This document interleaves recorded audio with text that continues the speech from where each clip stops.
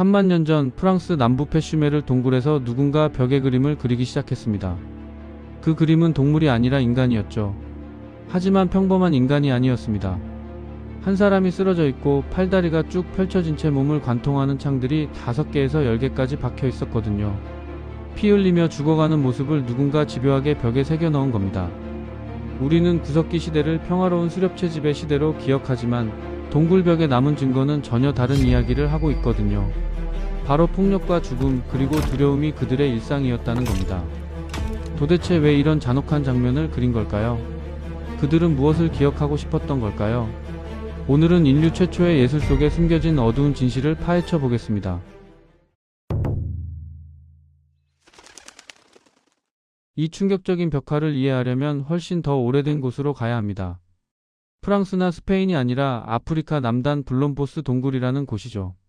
여기서 고고학자들은 7만 년 전 호모사피엔스가 남긴 상징적 행동의 흔적을 발견했어요. 십자무늬가 새겨진 황토, 목걸이로 엮었을 조개 구슬, 안료를 섞던 뼈도구, 심지어 페인트 용기로 쓰였던 전복 껍데기까지요. 이건 단순한 호기심이 아니라 추상적 사고의 증거입니다. 그런데 더 흥미로운 건 호모사피엔스만 예술을 만든 게 아니라는 거예요. 스페인의 동굴들에서 연구자들은 최소 6만 4천 년 전 그려진 빨간 선과 점, 도형들을 발견했거든요. 호모사피엔스가 유럽에 도착하기 2만 년도 전이었죠. 그럼 누가 그렸을까요? 바로 네안데르탈인입니다. 그림을 그리는 능력은 호모사피엔스만 가진 게 아니었던 겁니다. 그림을 그리는 행위는 전 세계로 퍼져나갔습니다. 인도네시아 술라웨시에서는 4만 5천 년 전 돼지와 손바닥 그림이 나왔고 보르네오에서는 거의 같은 시기 야생소 그림이 발견됐죠. 호주 킴벌리 지역에서는 4만 년 전 암각화가 나타나는데 어디를 가든 한 가지 주제가 압도적이었거든요. 바로 동물이었습니다. 수만 년 동안 인간은 술록, 사자, 코뿔소, 들소, 매머드를 놀라울 정도로 생생하게 그렸어요. 그런데 이상하게도 인간 자신은 거의 그려지지 않았습니다. 우리는 시각적 존재고 아이들은 말도 제대로 못할 때부터 막대기 인간을 그리는데 말이죠. 그런데 왜 구석기 예술가들은 자기 자신을 피했을까요? 더 이상한 건 가끔 인간을 그렸을 때 그들은 피 흘리고 부서지고 죽어가는 모습이었다는 겁니다. 이런 의문에 답하려면 먼저 하나의 신화를 깨야 합니다. 인류학에는 고귀한 야만인이라는 오래된 신화가 있거든요. 초기 인류가 자연과 서로 평화롭게 조화를 이루며 살았고 현대 문명의 타락에서 자유로웠다는 생각이죠. 실제로 빙하기 동굴 장면을 들여다보면 정말 평화로워 보이거든요. 수만 년 전 동굴에 살던 사람들이 남긴 예술은 놀라울 만큼 생생합니다. 말대 아름다운 들소, 무리지어 걷는 사자들이 미학적으로 강렬하게 다가오면서 마치 선사시대가 평화로웠을 거라는 향수를 불러일으키죠. 하지만 오래 들여다보면 그 환상이 깨지기 시작합니다. 웅장한 동물들 사이에서 가끔 전혀 다른 장면이 눈에 들어오거든요. 바로 엎드린 사람 창에 찔려 피 흘리는 장면입니다. 그 중에서도 가장 충격적인 장면은 프랑스 남부 페슈메르 동굴에 있습니다. 얼룩말무늬 말들로 유명한 곳이죠. 최근 DNA 분석에 따르면 이 고대 그림들이 실제 빙하기 말의 털 패턴을 반영했을 수도 있다고 해요. 하지만 말 그림 너머 추상적 상징들 사이에는 인간 형상이 숨어 있습니다. 선이 거칠고 양식화됐지만 의미는 명확합니다. 한 사람이 엎드려 있고 팔다리가 펼쳐진 채 여러 개의 창 같은 물체가 몸을 관통하고 있거든요.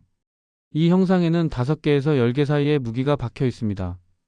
그 옆에는 플라카드라고 불리는 넓고 대칭적인 형태의 표지가 그려져 있는데 어떤 고고학자들은 이걸 새라고 해석하고 다른 이들은 부족의 상징이라고 생각하지만 이건 더 원시적인 의미로 보입니다. 인간의 도발적 자세, 팔을 벌리고 다리를 넓게 펼친 공격적이고 지배적이며 위협적인 자세 말이죠. 팔다리를 벌린 이 그림이 정말 공격성을 나타낸 건지는 현대에 고립된 부족들을 보면 알 수 있습니다. 인도양의 북센티널 섬 사람들은 외부인이 접근했을 때 도망치지 않고 팔다리를 넓게 펴고 무기를 흔들었거든요. 지배적 공격성의 명백한 신호였습니다. 이 구석기 표지가 비슷한 자세를 묘사하는 걸까요? 살인자를 나타내는 걸까요? 아니면 우리를 건드리면 이렇게 된다는 시각적 경고일까요? 확실히 알 수는 없지만 같은 상징이 인근 동굴들에서도 발견됐어요. 특정 부족의 표식이었을 가능성이 높지만 아마도 상당히 폭력적인 부족이었을 겁니다. 페슈메르만이 아닙니다. 얼마 떨어지지 않은 곳에 꾸냑 동굴이 있는데 또 다른 프랑스 동굴 체계로 빙하기 예술로 장식돼 있어요. 수많은 사슴과 아이벡스 그림 사이에서 훨씬 더 불안한 걸 발견하게 됩니다. 바로 두 명의 인간 형상이에요. 하나는 거대한 사슴과 같은 동물로 메갈로케로스의 형태 안에 박혀 있습니다. 하지만 눈길을 끄는 건 그 형상의 자세와 등에 박힌 세 개의 창이거든요. 그는 도망치고 있고 죽음의 순간에 잡혔을지도 모릅니다. 두 번째 형상은 더욱 명확하게 살인을 보여줍니다. 팔다리를 쭉 뻗은 채 누워있고 온몸이 창으로 관통돼 있거든요. 한 번이 아니라 반복적으로 찔린 겁니다. 무기가 팔다리와 몸통, 옆구리를 뚫고 있어요.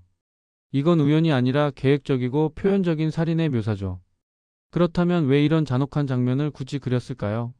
이 예술가들은 도대체 어떤 세상에 살았던 걸까요? 빙하기를 잔인하거나 목가적으로 상상하기 쉽지만 실제 숫자를 파고들면 그림이 훨씬 미묘해집니다. 구석기 후기 정점인 대략 37,000년 전쯤 유럽에는 호모 사피엔스가 4,000명도 안 됐을 거예요. 고등학교 풋볼 경기 관중보다 적은 숫자가 대륙 전체에 퍼져 있었던 겁니다. 서울 면적만 한 땅에 겨우 2명에서 3명 정도가 살았던 거죠. 지금의 몽골보다 훨씬 더 텅 비어 있었습니다. 쉽게 말해서 구석기 유럽에는 사람이 정말 없었던 거예요. 사람이 적었다고 평화로웠던 건 아닙니다. 대부분의 구석기 인류는 15명에서 30명의 무리로 살았고 종종 절반 이상이 아이들이었어요. 이 집단들은 이동성이 있고 유동적이며 생존을 위해 긴밀한 협력에 의존했기 때문에 대규모 전쟁이나 전투는 가능성이 낮았지만 개인적 폭력은 충분히 가능했던 거예요. 낮은 인구 밀도에도 불구하고 훔친 자원, 질투, 배신, 복수를 놓고 분쟁이 일어날 수 있었고 때로는 그런 분쟁이 치명적으로 변했습니다. 그렇다면 당시 폭력은 얼마나 흔했을까요? 선사시대 폭력을 이해하기 위해 인류학자들은 현대 수렵체 진민을 연구하곤 합니다. 영향력 있는 한 연구는 전 세계 21개 이동형 수렵 사회의 치명적 폭력을 조사했는데 살인의 55%가 1대1 개인적 감정적이었고 36%가 같은 집단 내에서 일어났으며 종종 가족이나 가까운 친족 사이였죠. 그리고 단 15%만이 별도의 공동체와 관련됐는데 그때조차 대부분의 갈등은 영토가 아니라 모욕, 아내, 지위, 수치심을 둘러싼 것이었어요. 또 다른 흥미로운 패턴은 이러한 살인 중 극소수만 우발적이었고 대부분 계획적이었으며 많은 경우 수년간 기억되고 재전달됐다는 겁니다.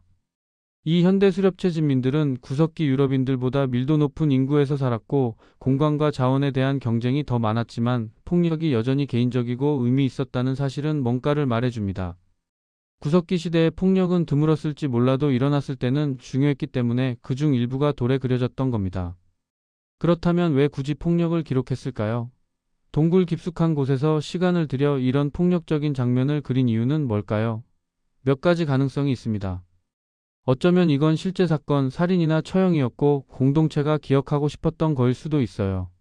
아니면 배신자나 겁쟁이, 규칙을 어긴 자들에게 일어나는 일을 보여주는 시각적 교훈이었을지도 모릅니다. 이런 사회들은 금기와 전통으로 가득했고 아주 엄격한 규칙이 있었거든요.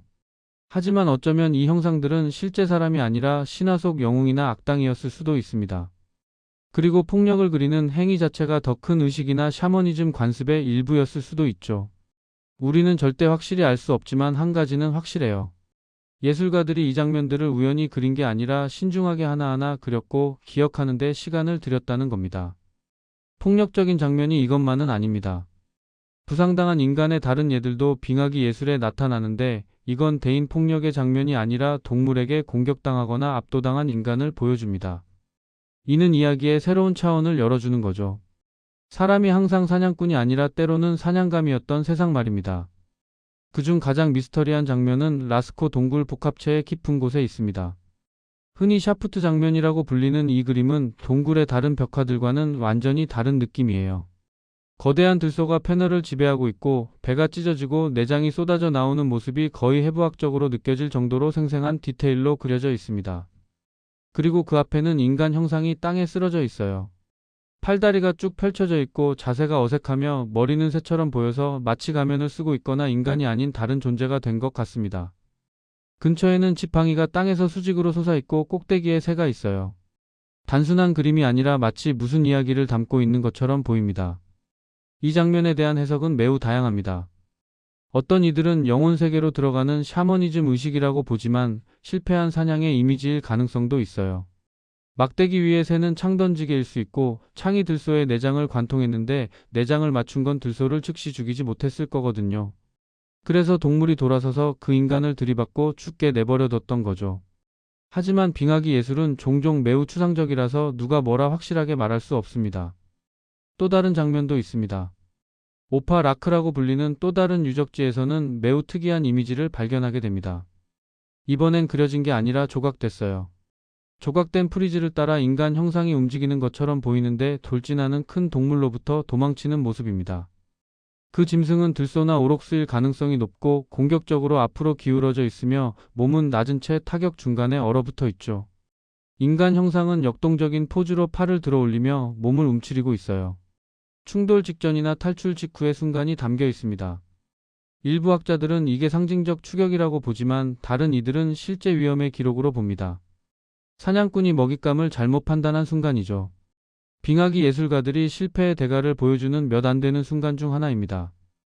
반면 가부 동굴에서는 빙하기 예술에서 가장 불안한 인간-동물 혼종 중 하나가 발견됩니다. 한 생명체가 벽에 새겨져 있고 몸은 명백히 들소 같지만 몸통과 팔다리는 인간 같아요. 머리는 애매해서 뿔을 쓰고 있거나 가면을 쓰고 있을 수도 있고 인간도 짐승도 아닌 그 사이의 존재일 수도 있죠.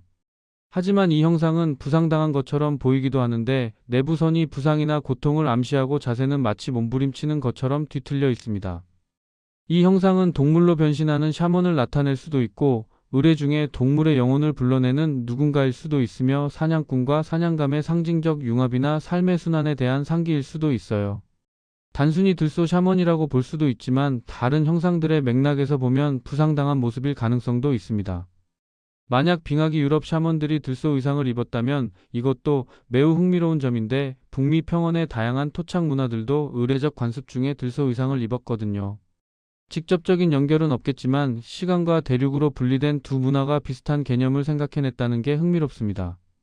라스코 동굴, 오파 라크, 가부 동굴의 장면들은 페슈메르리나 꾸냑처럼 문자 그대로의 폭력 기록이 아닌 것 같아요. 대신 상징적으로 느껴지는데 기억과 신화 사이에 무언가 말이죠. 우리는 이 형상들이 누구를 의미하는지 모르고 어쩌면 실제 사람이 아니라 오래 잃어버린 이야기 속 캐릭터일지도 몰라요. 이 빙하기 문화들은 분명 매우 복잡했고 믿음과 의뢰, 상상력으로 풍부했을 겁니다. 그들의 신화는 아마 고대 그리스나 메소포타미아만큼이나 이상하고 생생했을 거예요. 우리는 그저 그들의 이야기를 모를 뿐이고 그림만 볼 수 있을 뿐입니다.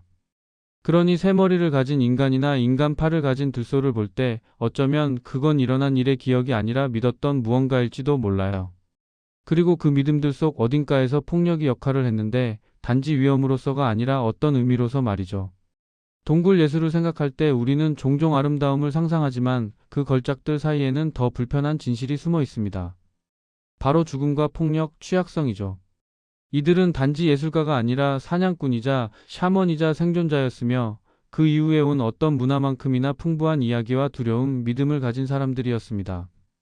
이것이 그들의 예술을 그토록 강렬하게 만드는 이유예요. 3만 년이 지난 후에도 그들의 예술은 여전히 우리에게 강렬하게 다가오거든요. 동굴벽의 모든 자국 뒤에는 우리와 그리 다르지 않은 사람이 있었으며 자신의 세상을 이해하려 애썼다는 걸 상기시켜주는 겁니다. 3만 년 전 동굴벽에 새겨진 폭력의 흔적들 여러분은 어떻게 생각하시나요? 이 장면들이 실제 일어난 일의 기록일까요? 아니면 그들이 믿었던 신화 속 이야기일까요? 댓글로 여러분의 생각을 들려주세요. 다음 영상에서는 더 흥미로운 이야기로 찾아뵙겠습니다. 시청해주셔서 감사합니다.